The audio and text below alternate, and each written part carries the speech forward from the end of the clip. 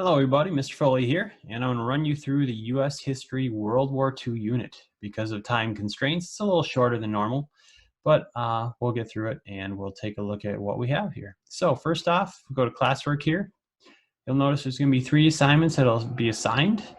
The first one is Japan attacks. So if you click on that, you're going to have a document, your form that you'll fill out with the questions, and the website. Now, for the form, there's only 2 questions here, but it's really important that you spend some time on them. Number 1 says, Japan and the United States were trade partners before World War II. Why do you think Japan felt it needed to attack the United States? Provide evidence from at least 2 documents. I'll show you 4 documents. And from at least 2 of those documents, you have to show and prove to me that you understand why Japan felt it had to attack the United States, whereas before they were trade partners. So write at least a paragraph, 4 sentences or more, and use at least 2 documents to show me that you understand why Japan felt they had to attack the United States. And number 2, why did they have to attack in 41? So your goal here is to show me the significance of attacking in 41 and not waiting until 42, 43, 44, whatever it might be. Why did they feel they had to attack that early? Why couldn't they wait any longer? So again, evidence from 2 documents minimum. Make sure you write at least a paragraph. Let's go to the website.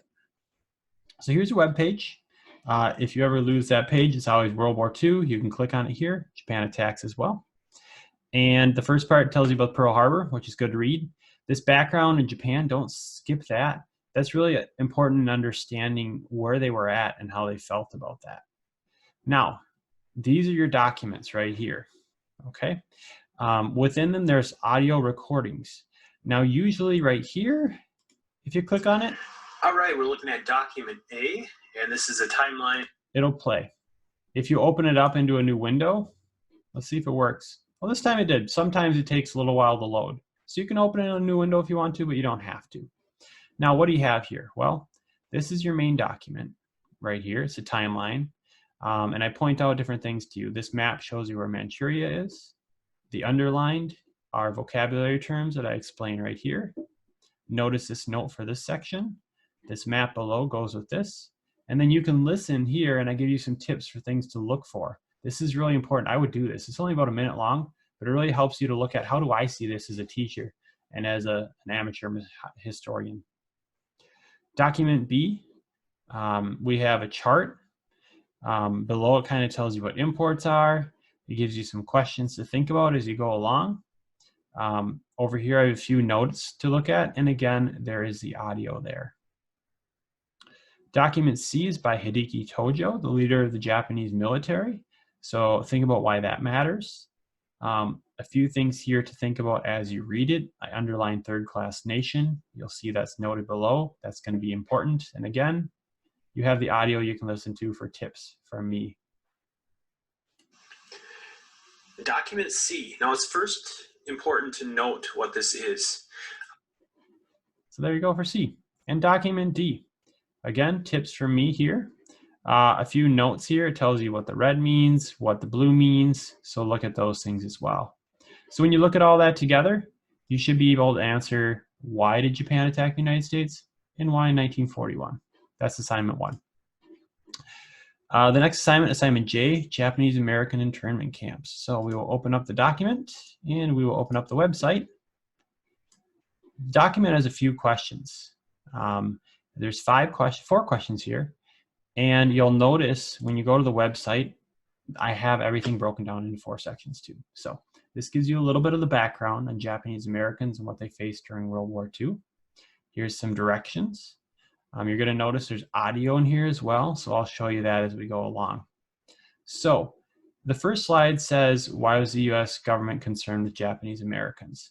That is question 1. And you're going to see that number 1, 2, and 3, the first 3 documents go with question 1.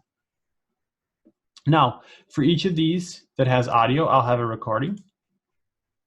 And this is what I was talking about earlier. Sometimes it takes some time to load. This one didn't load right away. Let's see if it loaded on the website. If we go to page 2 here, slide 2. Oh, that's a bummer. So it might take a little time before that loads if you want to use it. So anyway, you're going to use these documents as you go along to answer those questions. And You can just click here to go through. Number 2, here is the question. Here are the documents. I gave you some helpful tips, thoughts, things like that. Again, helpful tips on that page. And then when it is an actual document with some reading to it, I will have an audio recording as well. So if you have a hard time reading, you can use that. Or if you just want to. Here's question 3. You have 2 documents with that. Question 4, a few documents there. And you don't have to use all these documents in your answer, but it is good to look over them and figure out, how can this help me to understand that question? So use these documents to answer these questions here. Okay. Wow. Let's go to our third and final assignment, dropping the atomic bomb. Here's the assignment. We got the website open. So you have 3 questions. Number 1, 3 reasons why we against using the bomb. And I'm sorry, I said that wrong. 3 reasons to use the atomic bomb against Japan. And the second part, 3 reasons not to use the atomic bomb. So those are your 2 options there. So you need to write about reasons that, yeah, these are the reasons we did. These are the reasons that some people were opposed to it. And number 3, based on everything you've seen, which side do you agree more with? Now, I know some people are going to be in the middle, and that's okay, but you have to choose a side for this bottom one and tell me why you think that was the best choice with this situation. So here's what we have for this section. Read this little intro. That's good. This is a video lecture that I made that, let's pull it up here a little bit. Yeah, window here. It will show you what happened from the beginning when we were attacked all the way until the atomic bombs were dropped. And it really helps you to understand what's happening in the war in the Pacific with Japan and why is it such an issue. So that's a great one to watch. This video here helps you to understand what was happening with bombing before the atomic bombs and then why the atomic bombs were seen as needed. But it also shows you the devastation and what happened. So you'll see right here, 29 to 41 is the section you should watch. You can watch it all if you want, but that's what will help you the most. These are the 2 that are going to have the most meat to them. This point counterpoint on the left explains reasons why some felt you should drop the bomb. On the right, reasons some people were opposed to dropping the atomic bomb. And there's audio below. Point, counterpoint. If you want to take a look at that. Okay. The second one goes along with it. This is a petition to President Harry S. Truman. It was created by scientists of the Manhattan Project, the project to make the atomic bomb. And it gives some of their reasons for why they didn't necessarily feel the bomb should be used, but also the conditions under which they feel it's okay to use that bomb. So you have that there. So if we look at the assignment again, 3 reasons to use the bomb, 3 reasons not to use the bomb, and which side do you agree with. So that's what we've got. Those are your 3 assignments under the World War II section. If you have any questions, feel free to let me know, and I'll be happy to help you out. Thanks.